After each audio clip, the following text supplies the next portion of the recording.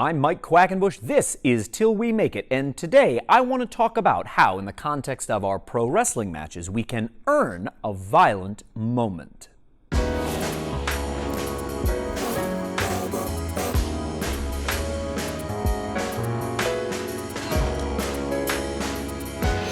Wrestling matches are not inherently violent. They're an exchange of holds, but they can become violent. How do we earn that from the audience? How do we earn the opportunity to inject violence into what should be a very scientific exchange of holds and counters? To help illustrate this a little bit, I want to offer a perspective you may not have heard before. And let's apply it to traditional three-act structure as a backbone for professional wrestling. In the first act of a wrestling match, we should see a display of wrestling. And if our protagonist, our hero character, is outshining the villain character, they will get the better of virtually every wrestling exchange in Act 1. They will prove they are superior at the holds and the counters. But then in the second act, as things escalate, the villain character suddenly shifts gears because that character realizes they cannot possibly out-wrestle the protagonist or babyface by simply being a scientific wrestler. Instead, they will fight a little dirty, things may get a little rougher around the edges, and what was once a wrestling match devolves into a fight. In this approach to structuring a pro wrestling performance, that second act, the fight, is about seeing the protagonist or babyface character pummeled and jeopardized by the villain until all other options are exhausted and the babyface has nothing left to do but fight fire with fire. And of course, with this as our overriding structural theme is how we get to the fireworks of the third act, the climax. It's at last, at this point in time, when the babyface is willing to match the tactics of the heel, and it's about to become a knockdown, drag-out fight.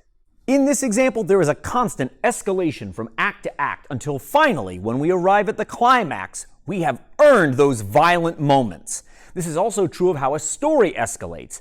In its first act, the story may not really contain any of those violent moments, and we may see some of it introduced in the next phase of the story, typically by the heel. But by that last act, we have earned those violent moments because we've been very effective in our storytelling and our escalation. But there is more than one way to approach the idea of earning a violent moment from the audience. Beyond, Act 1 is when we wrestle, and Act 2 is when the heel pummels the face, until finally in Act 3 it becomes a knockdown, drag-out fight. There is a method of contrasting different types of movements and feelings in a match to earn something from the opposite end of the spectrum. Here's an example. When I run a sequence in the ring that moves very slowly and methodically, I believe that earns me a moment that runs very quickly.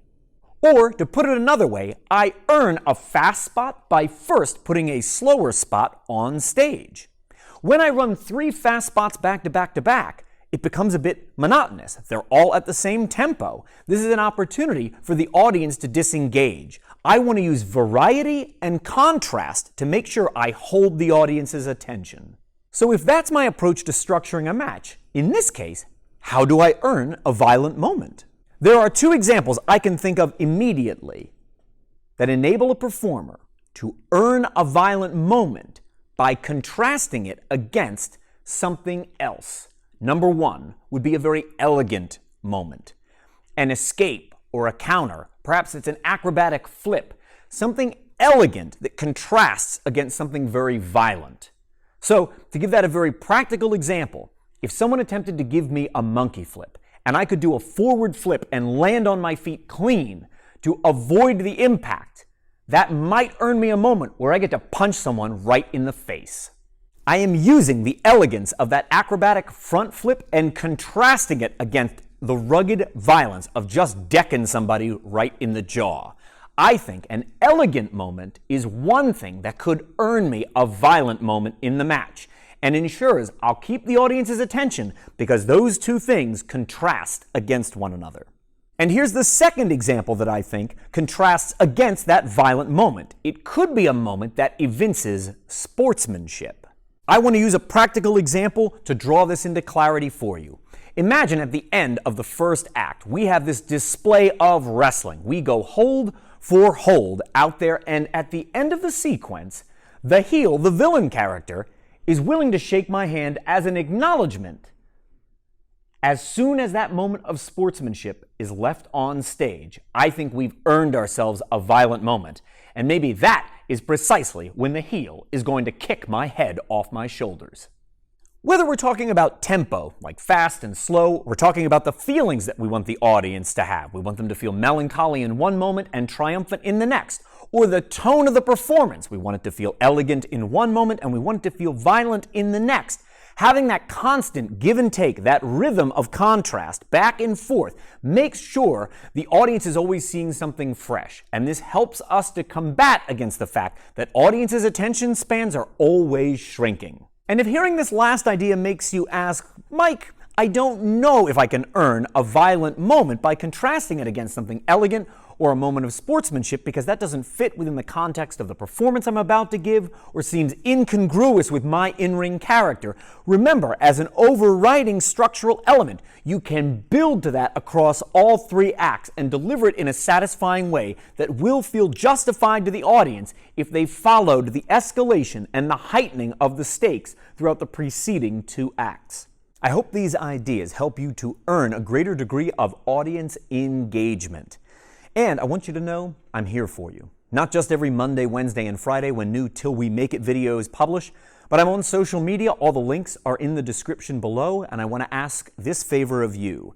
Think of one performer you have crossed paths with in your travels and share this channel with them. There's no doubt others out there in locker rooms all over the world that would benefit from what we're talking about right here on Till We Make It, and I can't reach them without you.